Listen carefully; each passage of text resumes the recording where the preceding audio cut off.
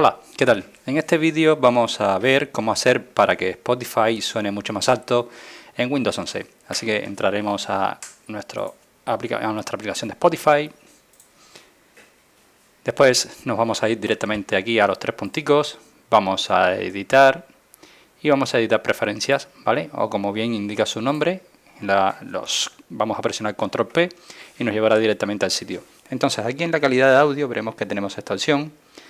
Y tenemos aquí diferentes opciones: calidad del streaming, descargar y normalizar volumen, ¿vale? Vamos a ver también abajo los niveles de volumen y si te fijas de manera automática viene en normal. Nosotros le vamos a dar alto y le estamos indicando que ahora queremos que suene mucho más alto nuestro sonido cuando empecemos a reproducir nuestra música en Spotify. Así que nada, espero que este vídeo te haya gustado, te haya ayudado, y si es así, como siempre te digo, te invito a que me dejes tu like, suscríbete a nuestro canal y por supuesto nos vemos en un siguiente vídeo.